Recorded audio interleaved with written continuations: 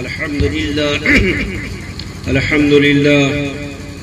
لله نحمده ونستعينه ونستغفره ونؤمن به ونتوكل عليه ونعوذ بالله من شرور أنفسنا ومن سيئات أعمالنا من يهده الله فلا مضل له ومن يضلل فلا هادي له ونشهد أن لا إله إلا الله ونشهد أن محمدا عبده ورسوله. أعوذ بالله من الشيطان الرجيم. بسم الله الرحمن الرحيم. يا أيها المدثر قم فأنذر وربك فكبر وثيابك فطهر.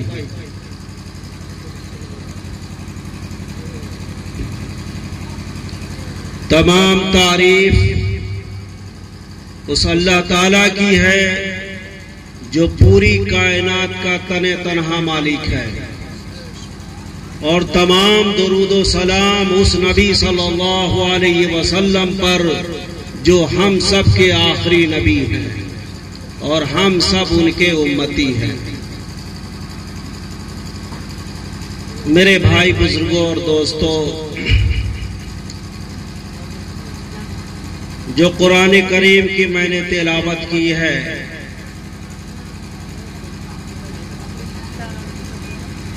اس کے حوالے سے کچھ اشعار میں آپ کو سنا دوں. نبی کی جو تعریف ہوتی ہے کہ نبی کی بڑائی بیان کی جاتی ہے، کہا چاند سے تشبیہ دینا کیا کوئی انصاف ہے؟ چاند سے تشبیہ دینا کیا کوئی انصاف ہے؟ چاند میں تو داغ ہے، میرے کملی کا چہرہ صاف ہے. ماشاءاللہ، بے شک. چاند میں تو داغ ہے، میرے کملی کا چہرہ صاف ہے. بے شک. میرے بھائی بزرگوں اور دوستوں، نبی دنیا میں آئے، تکلیفیں ہم سب جانتے ہیں کہ میرے نبی نے کتنی تکلیفیں اٹھائی. کہا کتنا محسن میرا خاتم الانبیاء، کتنا محسن میرا خاتم الانبیاء، پیارا پیارا تھا کتنا میرا مصطفیٰ. جب نکل پڑتے مکہ کے بازار میں، دین پہنچانے مکہ کے اسرار میں، کھلبلی ایک بپا ہوتی کفار میں، کوئی بھی نہ کسر رکھتا آزار میں، پر وہ چلتا چلا جاتا سنتا نہ تھا کتنا محسن میرا خاتم الانبیاء، پیارا پیارا تھا کتنا میرا مصطفیٰ. ماشاءاللہ، بے شک. گالیاں دیتے اور تالیاں مارتے، گالیاں دیتے اور تالیاں مارتے، دوسروں کو لگا دیتے جب ہارتے، کانٹے لا لا کے رستے میں تھے ڈالتے، پر ہمارے نبی نہ برا چاہتے، رنج سہتے رہے اپن لیکن کیا، کتنا محسن میرا خاتم الانبیاء، پیارا پیارا تھا کتنا میرا مصطفیٰ. بے شک.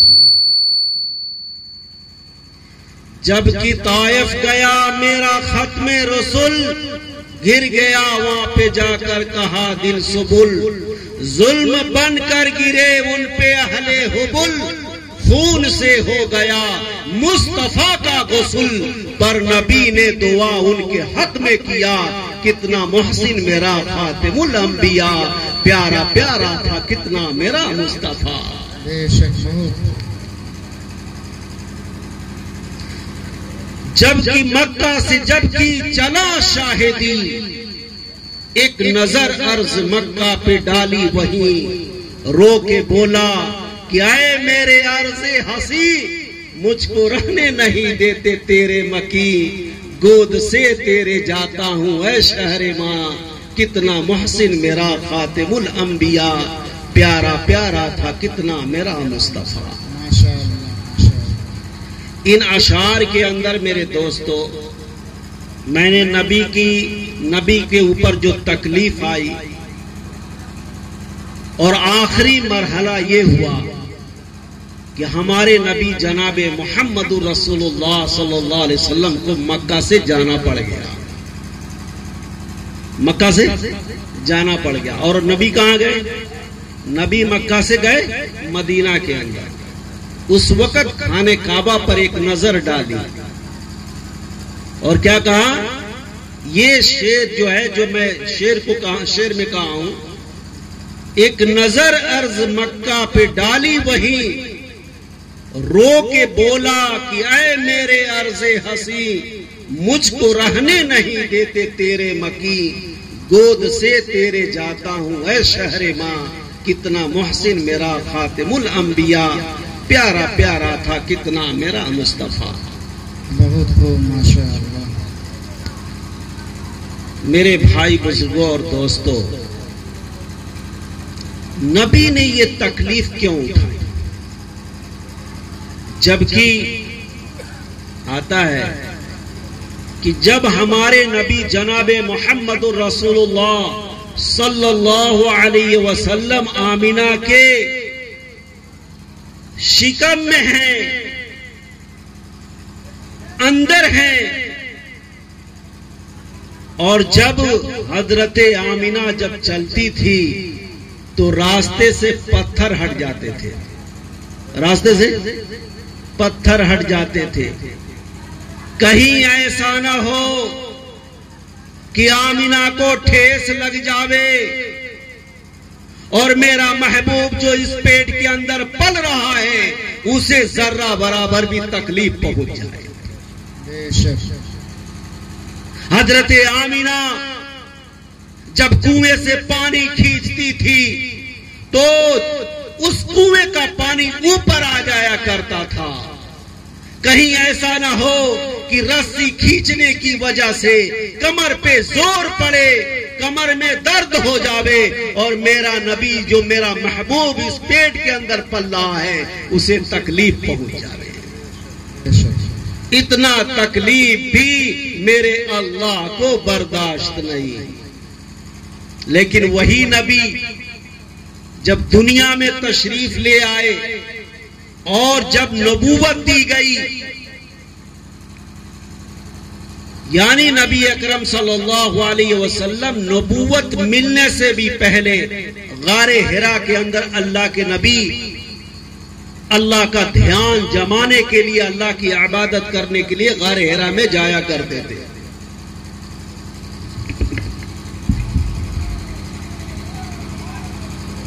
غار حرا کے اندر جو ہے نبوت اللہ کے نبی کو ملی ہے۔ فرشتہ حضرت جبریل آئے اور یوں کہا اقرا، پڑھ۔ نبی نے کہا ما انا بقاری، میں پڑھا ہوا نہیں ہوں۔ پھر زور سے دبایا اور کہا پڑھ۔ نبی نے کہا میں پڑھا ہوا نہیں ہوں۔ پھر تیسری مرتبہ زور سے دبایا اور کہا پڑھ اقرا بسم ربک الذی خلق۔ وہاں پر نبوت دی جا رہی ہے، نبی واپس آتے ہیں گھر کی طرف،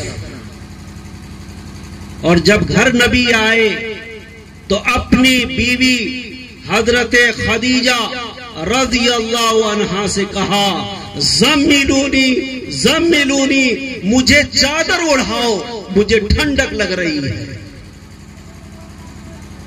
مجھے ٹھنڈک لگ رہی ہے۔ چادر اڑھایا ہے حضرت خدیجہ رضی اللہ عنہا نے، چادر اوڑھے ہیں، اسی وقت فرشتہ حضرت جبریل آ گئے اور یوں کہا یا ایھا المدثر قم فانذر وربک فکبر وثیابک فطہر، اے کپڑوں میں لپٹنے والے تم کھڑے ہو جائیے، فانذر اور ڈرائیے، ربک فکبر اور اپنے رب کی بڑائی بیان کیجیے، اور اپنے کپڑوں کو پاک اور بتوں سے الگ رکھیے۔ میرے دوستوں اور بزرگوں، اللہ کے نبی صلی اللہ علیہ وسلم جو ہے، اس لیے آتا ہے کہ عورت کا جو ہاتھ ہے دین کے معاملے میں، آپ یہ سوچیں کہ جب حضرت خدیجہ سے نبی نے سنایا کہ میرے ساتھ ایسا ایسا ہوا، تو حضرت خدیجہ نے کہا آپ جو ہے امین ہیں، آپ صادق ہیں، آپ پر یہ بھوت پریت کا اثر نہیں ہے، آپ کے اوپر یہ بھوت پریت کا۔ ایک آدمی ڈر جائے کون تھا، کس نے دبایا، کیوں دبایا، اور اپنے جو ہے ایک رشتہ دار کے پاس لے گئی حضرت خدیجہ۔ اس لیے کہا گیا کہ اگر عورت جو ہے دین پہ مدد کرنے لگے نا، عورت دین پر جو ہے شوہر کا مدد کرنے لگے، آج تو کھینچ رہی ہیں ہماری ماں بہنیں، کہا ہمدرد بنیے۔ عورت کو بھی چاہیے کہ شوہر کا دین کے معاملے میں ہمدرد بنے، ہمدرد بنے گی، مرد کے اندر بھی دین آئے گا، اس عورت کے اندر بھی دین آئے گا، آنے والی نسلوں کے اندر بھی دین آئے گا۔ لے گئے اور جا کر کے سارا واقعہ سنایا۔ ورقہ ابن نوفل نام کے تھے جو ان کے رشتہ دار تھے حضرت خدیجہ کے، اور انہوں نے یہ باتیں سنی تو کہا یہ نبی ہوں گے، یہ نبی ہیں، اور میں اگر زندہ رہا تو میں بھی ان کا ساتھ دوں گا۔ اب میرے دوستو، اللہ کے نبی صلی اللہ علیہ وسلم جو ہے مدینہ کے نہیں مکہ کی گلیوں میں نکلے، تمام طرح کی تکلیفوں کا مقابلہ کیا، جس کو میں نے شعر میں پڑھا ہے کہ گالیاں دیتے اور تالیاں مارتے، دوسروں کو لگا دیتے جب ہارتے، کانٹے لا لا کے رستے میں تھے ڈالتے، پر ہمارے نبی نہ برا چاہتے، رنج سہتے رہے اف نہ لیکن کیا، کتنا محسن میرا خاتم الانبیاء، پیارا پیارا تھا کتنا میرا مصطفیٰ۔ میرے نبی نے تکلیف اٹھائی، کس لیے؟ آپ یہ سوچیں میرے دوستو، میرے نبی نے پتھریں کھائی ہے، میرے نبی کے جسم پر اونٹ کی اوجھڑی رکھی گئی ہے، میرے نبی کے دانت کو شہید کیا گیا ہے، میرے نبی کے دو بیٹیوں کا طلاق ہوا ہے۔ یہ کس کے خاطر ہوا؟ صرف یہ تھا کہ امت جو ہے جہنم سے بچ جائے اور جنت میں جانے والی بن جائے۔ نبی کے آنے کا مقصد ہی یہ ہوتا تھا، اللہ سے جوڑنا اور دنیا کی محبت کو ان کے دلوں سے نکالنا۔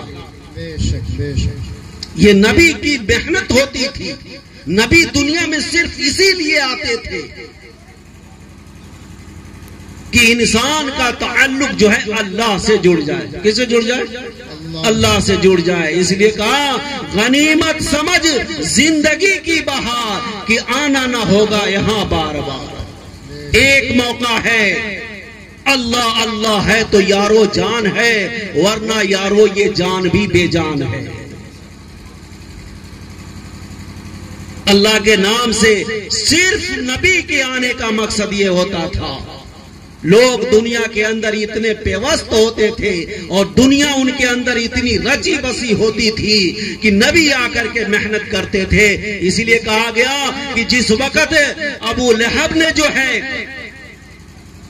نبی نے پہاڑی کے پاس جو ہے بلایا ہے، اور بلانے کے بعد میں ایک بات کہی کہ اے لوگوں، اگر میں یہ کہوں کہ اس پہاڑی کے پیچھے ایک فوج ہے جو تم پہ حملہ کرنے والی ہے، تو کیا تم اس بات کو سچ مانو گے؟ ساری قوم نے کہا آپ بالکل سچے ہیں، آپ نے زندگی میں کبھی جھوٹ نہیں بولا، اس لیے آپ اگر یہ بات کہہ رہے ہیں تو ہم بالکل اس بات کو مانتے ہیں۔ جب دیکھا تو کیا کہا؟ اللہ کے نبی صلی اللہ علیہ وسلم نے فرمایا یا ایھا الناس قولوا لا الہ الا اللہ تفلحوا، اے لوگو لا الہ الا اللہ پڑھ لو تم کامیاب ہو جاؤ گے۔ جب یہ آواز جب لگی ہے، ایک اللہ کی آواز لگی کہ خالق و مالک صرف ایک اللہ ہے، تو قوم بگڑ گئی۔ وہ قوم اسی میں ابو لہب تھا، اور اس نے کہا تبا لک یا محمد، اے محمد تو برباد ہو جائے، کیا اسی لیے تو نے ہم کو یہاں بلایا تھا؟ اللہ کے نبی صلی اللہ علیہ وسلم جو ہے اس بات کو سن کر کے اس لیے کہا گیا کہ شاعر کہتا ہے کہ جرا ہاتھی سنان الحتیام ولا یلتام ما جرح اللسان، کہتے ہیں کہ تیر اور تلوار کی مار بھر جاتی ہے لیکن بات کی مار نہیں بھرتی ہے۔ بے شک بے شک۔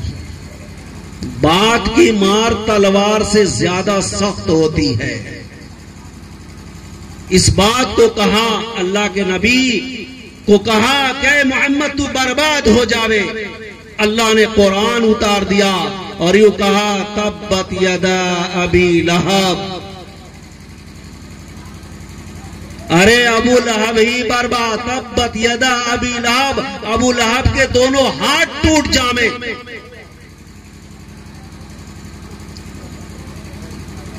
یعنی اللہ کے نبی صلی اللہ علیہ وسلم کو ایک دلاسا دیا گیا، اور اس کمبخت کا وہ حشر ہوا، کہا کہ ابو لہب کے معنی آتے چنگاری والا، اس کی پیشانی پر ایک جو ہے لائٹ روشنی ہوتی تھی جو اتنا چمکتا تھا جس کی وجہ سے کہا وہیں سے زخم شروع ہوا اور پورے جسم کے اندر جو ہے اس کے پھوڑے پورے جسموں کے اندر ہو گئے، اور وہ سردار بنا ہوا تھا۔ میرے دوستو آخری انجام اس طرح سے ہوا کہ اس کو کتے کی طرح سے کھانا دیا جاتا تھا، گھر کی تھالیوں میں اسے کھانا نہیں دیا جاتا تھا، اس کے گھر کے باہر گھر کے اندر نہیں رکھا جاتا تھا، اور جس وقت اسی حالت میں اس کی موت ہوئی ہے کوئی گھر کا آدمی اس کی لاش کو اٹھانے کو تیار نہیں تھا۔ شہر کے چند بھنگیوں کو پیسے دے کر کے اس کی لاشوں کو پھینکوایا گیا ہے اور اینٹ اور پتھر سے دبوایا گیا ہے۔ یہ اس کا انجام دنیا کے اندر ہوا، اور آخرت کا انجام تو ابھی باقی ہے۔ اس لیے میرے دوستوں اور بزرگوں، یہ دین بڑی قربانیوں سے، یہ دین بڑی محنت اور مجاہدے سے ہم تک پہنچا ہے۔ آج ہم اس دین پر چلنے کو تیار نہیں ہیں، اس دین سے دوری ہماری ہوتی جا رہی ہے۔ جو محمد صلی اللہ علیہ وسلم نے اتنی قربانیوں کے ساتھ اس دین کو سینچا تھا اور اس امت کو دیا تھا، میرے دوستو یہ امت اس دین سے دور ہوتی جا رہی ہے، اور دور ہو کر کے یہ دنیا کے اندر اس طریقے سے پیوست ہو